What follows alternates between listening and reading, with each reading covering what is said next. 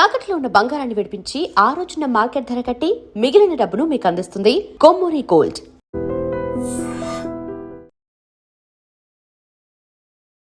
నమస్తే, welcome to I dream. నేను వలి. నటుడు ప్రకాష్ రాజ్ రాముడి మీద చేసినటువంటి వ్యాఖ్యలు పెద్ద ఎత్తున దుమారం రేపుతున్నాయి.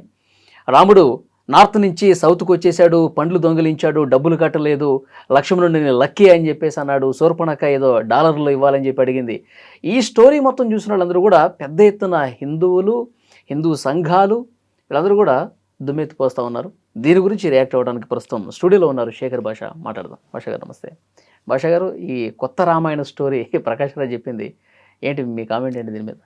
ఆయనకి అంటే ఆ స్టోరీలో రావణాసురుడు శూర్పణఖని ఆయన చాలా గౌరవం, వాళ్ళని కాస్త హీరోలుగా, వీళ్ళు ఏదో దొంగలు కాజేయడానికి వచ్చినట్టుగా.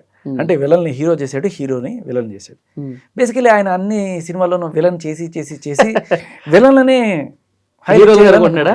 పాపం హీరోలు ఆయన ఎప్పుడు కొడుతుంటారు కదా, హీరోలు అంటే ఆయనకి కచ్చా, అందుకని ఆయనకి విలన్లు హీరోల్లా కనబడుతుంటారు. నాట్ జస్ట్ ప్రకాష్ రాజ్ గారు, చాలామంది లెఫ్టిస్ట్ భావాలు ఉన్న వాళ్ళల్లో నేను ఈ ట్రెండ్ గమనించాను. రావణాసురుడు దేవుడు అంటారు వాళ్ళు. రావణాసురుడు దేవుడు, రాముడు కాదు. ఇంకా రాముడికి నానా రకాల నిందలేస్తారు రాముడి మీద. పెళ్ళాన్ని అనుమానించాడు, చెట్టు చాటు నుంచి వాలిని కొట్టాడు, తాటికి చంపేశాడు, ఇటువంటి ఇవన్నీ వేస్తుంటారు. కానీ అంటే ఏదో ఒక రకంగా ఏం చెప్పదలుచుకున్నాడు అర్థం కావట్లేదు. ఆయన చెప్పదలుచుకున్న పాయింట్ ఏంటంటే one nation one India, one theory అనేది మనం యాక్సెప్ట్ చేయొద్దు అనేది ఆయన ప్రధానమైన పాయింట్. ఆయన చాలా వ్యంగ్యంగా కూడా చెప్పాడు, వన్ నేషన్ వన్ థియరీ అని చెప్పి రకరకాల హావభావాలు పెట్టి కొంచెం ఎక్కిరిస్తూ యాక్టింగ్ స్కిల్స్ అంటే మోడీ గారిని డైరెక్ట్గా అంటున్నాడు అనమాట. అంటే ఏంటి, దేశమంతా ఒకటే రకమైన పరిపాలన, ఒకటే రకమైన సిద్ధాంతాలు, పాలసీలు, చట్టాలు ఉండాలి అనేది వన్ నేషన్ వన్ థియరీ. కాకపోతే మనకి యహా హర్ కదం కదం పే ధరతీ బదిలే రంగ్ అని చెప్తారు. మనకి ఇక్కడ రకరకాల కల్చర్స్ ఉన్నాయి, యూనిటీ ఇన్ డైవర్సిటీ అంటారు ఇండియాని.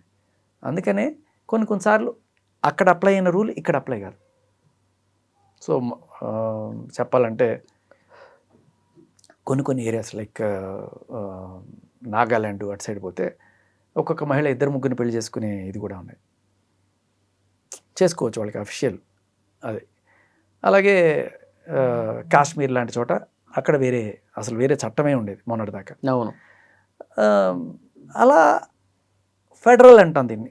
అంటే ఒక్కొక్క రాష్ట్రం వాళ్ళకి సంబంధించిన చట్టాలు వాళ్ళు చేసుకునే హక్కు కల్పిస్తూ ఆ ఫెడరల్ గవర్నమెంట్ అనేది ఆ స్ఫూర్తి తీసుకొచ్చారు. కానీ దీన్ని కొన్ని విషయాల్లో యూనిఫై చేయాలి మనం, చేయకపోతే తప్పుపడతాం. ఒకటి కరెన్సీ, అది అలాగూ దేశం అంతా యాక్సెప్ట్ చేసేది సింగిల్ కరెన్సీ, అంతేగాని ఇక్కడ కరెన్సీ అక్కడ కరెన్సీ లేదు. రెండోది భాష. మన దేశం అనుకున్నప్పుడు మన తెలంగాణ వాడు కాశ్మీర్ పోయి అయినా బిజినెస్ చేసుకునేట్టు ఉండాలి, కన్యాకుమారి పోయి అయినా ఇల్లు కొనుక్కునేట్టు ఉండాలి, ఎక్కడ ఏమి ఇది ఉండకూడదు. ఇప్పటికీ మనం కొన్ని చోట్ల అడ్డుపడతాయి. లైక్ అరకు లాంటి ప్రదేశం ఎంత బాగుంది, మనం ఒక చిన్న ఇల్లు కట్టుకుంటే బాగుంటుంది అనుకుంటాం, కానీ కుదరదు. అది ఏజెన్సీ ప్రాంతం, నువ్వు కొనుక్కోవడానికి కుదరదు. There are rules. అలా కొన్ని ఉన్నాయి అడ్డంకులు ఇప్పటికీ కూడా. But still one nation one theory ఏంటంటే అందరికీ ఈక్వల్, ఎవడైనా ఎక్కడైనా వెళ్ళి కొనుక్కోవచ్చు. అక్కడ నువ్వు గిరిజనుడు అయితేనే కొనుక్కోగలవు, లేకపోతే కొనుక్కోలేవు. ఇప్పుడు ఈ సిద్ధాంతాన్ని చాలా వరకు తీసుకొస్తున్నారు మోడీ గారు.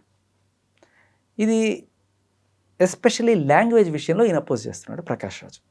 లాంగ్వేజ్, హిందీ అన్ని చోట్ల కూడా మాట్లాడాలి అంటే ఏం చేయాలి, ప్రతి స్టేట్లోనూ హిందీ సబ్జెక్ట్ పిల్లలకి ఫస్ట్ నుంచి అలవాటు చేస్తే వాడు కనీసం ఒక 10th క్లాస్కి వచ్చేటప్పటికి ఏదో క్యాకర బేకర కట్టారే అని చెప్పి ఏదో చోట మోట హిందీ అయినా మాట్లాడుకొని సర్వైవ్ అయిపోగలడు.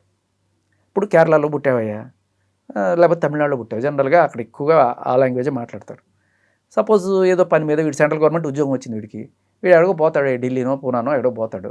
పోయినప్పుడు కనీసం బియ్యం కొనుక్కోవాలన్నా లేకపోతే ఏదో కూల్ డ్రింక్ కలుపుకోవాలన్నా కిత్నా హై క్యా హై అని నేర్చుకోవాలి కదా. అవును. సో అది నేర్పిస్తుంది, మంచికే, తప్పు లేదు దాంట్లో. అసలు సబ్జెక్టే ఉండకూడదు, హిందీ తీసి అవతల పడేయండి, ఇది మాది. ఇక్కడికి వచ్చిన బయట వాళ్ళు కూడా మలయాళం నేర్చుకొని మలయాళంలోనే సంభాషించాలి.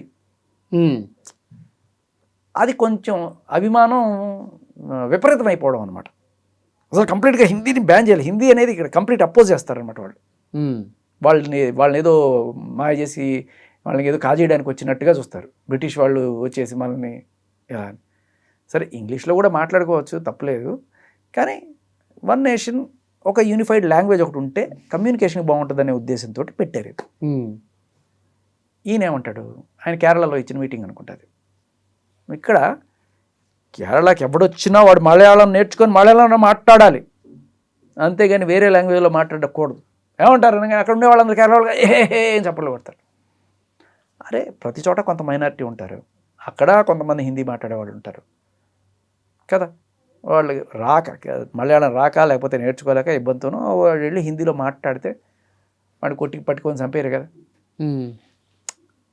సో ఈయన తీరి ఈయనకే చెప్తా మళ్ళీ, అంటే నీ హిందీ నీ దగ్గర పెట్టుకోవయ్యా, మా మీద రుద్దకు అని ఈయన చెప్తున్నప్పుడు, ఎందుకంటే అంత భారతదేశంలో ఇంత చిన్న కేరళలో నువ్వు రుద్దకు అని చెప్పినప్పుడు, మరి ఇంత చిన్న కేరళలో ఇంత పోర్షన్ ఆఫ్ హిందీ వాళ్ళు ఉన్నారనుకో, మరి వాళ్ళని ఏం చేస్తావు?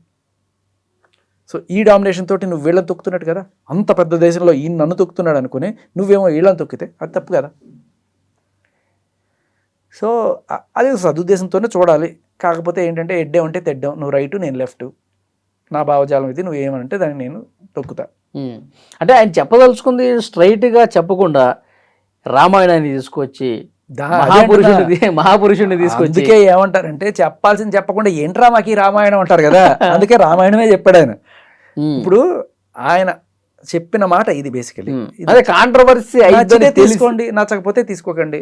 నాకు కొంత బాధగా ఉంటుంది, హైదరాబాద్లో ఉండి నీకు తెలుగొచ్చు నాకు తెలుగొచ్చు, బయటికి వెళ్తే మనం హిందీ ఏం ఆడతాం తెలియని వాడితోటి, ఆడికి తెలుగు వచ్చి ఉంటుంది, ఆటోవాడికి చక్కగా తెలుగు కూడా ఏంటాడు, ఆడ వెనకాల తెలుగులోనే క్యాప్షన్ కూడా రాసుకుంటాడు నన్ను చూసి ఆడవకురా అని.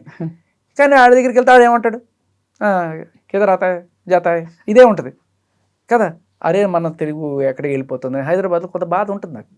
అలా అని బలవంతంగా అందరూ తెలుగే మాట్లాడాలి, బూట్లన్నీ తెలుగులోనే ఉండాలి, తెలుగు మాట్లాడిన నాలుగు పీకుతా, ఇటువంటివి ఇది దాన్ని ఏమంటారు రాడికల్ అంటాం.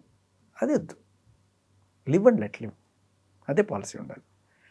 తమిళ్లో కొంచెం గట్టిగా ఉంటుంది, ఇంకా గట్టిగా ఉంటుంది అక్కడ, తమిళనాడులో గట్టిగా ఉంటారు వాళ్ళు.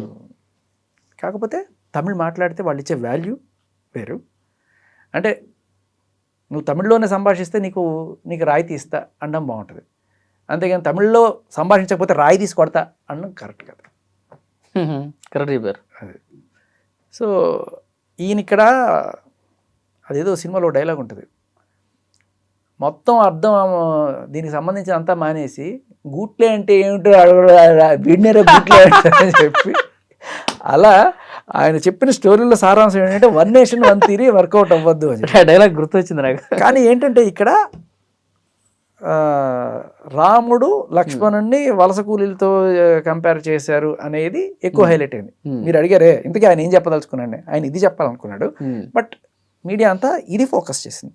అంటే మీడియా ఇది ఫోకస్ చేస్తుంది కాబట్టి బీజేపీ వాళ్ళకి ఆర్ఎస్ఎస్ వాళ్ళకి మంట పుట్టించాలి కాబట్టి కావాలనే చేస్తారు, ఖచ్చితంగా కావాలనే చేస్తారు. దానికి తగ్గట్టుగా ఆయన్ని తిడతారు, ఆయన ప్రిపేర్డ్గానే ఉన్నాడు దానికి.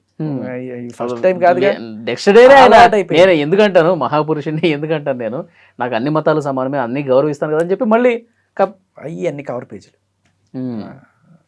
పేజీలే తప్ప అది అక్కడ క్లియర్ కట్గా నీకెందుకబ్బా, నేను ఇక్కడే కొంతమందిని చూస్తున్నాను రావణాసుర దేవుడు అనేటోళ్ళు కమ్యూనిస్టుల్లో కొంతమందిని.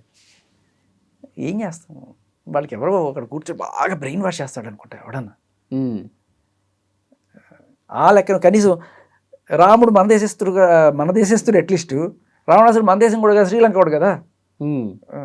అలా అయినా సరే నార్త్ మే సౌత్ అంతే.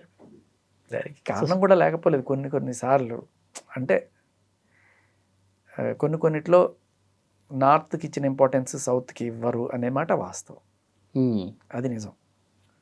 మనం ఎంతైనా సౌత్ బిడ్డలాగా చూస్తారు అనే కోణం కూడా కొన్ని చోట్ల ఉంది. ఇప్పుడు డీలిమిటేషన్లు ఇలాంటివి వచ్చినప్పుడు కూడా ఇక అన్ని సీట్లు ఉత్తరప్రదేశ్లోనే ఉంటాయి. అంత పాపులేషన్ ఇక్కడ కూడా ఉంది, కానీ ఇక్కడ అన్ని సీట్లు ఉండవు. దీనేంటి, ప్రధానమంత్రి నిర్ణయించే హక్కు మనకన్నా నార్త్ వాళ్ళకి ఎక్కువ ఉంది. అదంటే మతపరంగా చీలుకు రావటం అలా రావణాసురుడు సూర్పణఖలో నీకు హీరో హీరోయిన్లు వీళ్ళు విలన్సా అనే కోణం. మళ్ళీ అది స్టోరీ కూడా పండ్లు ఏరుకుంటున్నాడు, డబ్బులు కట్టట్లేదు. మళ్ళీ జిఎస్టీ $1,000 సరిపడక. అదే సో ఇప్పటికే కేసు కూడా నమోదైంది సార్. కరాటే కళ్యాణి గారు వీళ్ళందరూ కూడా కేసు పెట్టినట్టున్నారు. ఎన్ని కేసులు చూద్దాం. కొన్ని వందల వేల కేసులు ఇట్లా మూలుగుతూనే ఉన్నాయి. కనీసం పిల్లవరు పోలీస్ స్టేషన్కి. అంతే. Thank you. And for more videos, Please subscribe to iDream. Please subscribe to iDream. Please subscribe iDream. And please subscribe to iDream. For more videos, subscribe to iDream. please like, share and subscribe to the channel. Congratulations, iDream. Subscribe to iDream. Subscribe to iDream. So subscribe to iDream Media. iDream ki iDream team andarki huge congratulations. Please subscribe iDream Media. Please subscribe to iDream. Subscribe iDream. Please subscribe to iDream. iDream అంటే నా కళల ఛానల్ను subscribe చేసుకున్న నోరు తిరుగుతలేదు, మీరైతే గంట గుర్తు కొట్టండి. For more such videos, please subscribe to iDream. Subscribe to iDream. Please subscribe to iDream. Please subscribe iDream Media. Please do subscribe to iDream. Please subscribe to iDream Media. For best entertainment and information, please subscribe iDream. And don't forget to subscribe to iDream.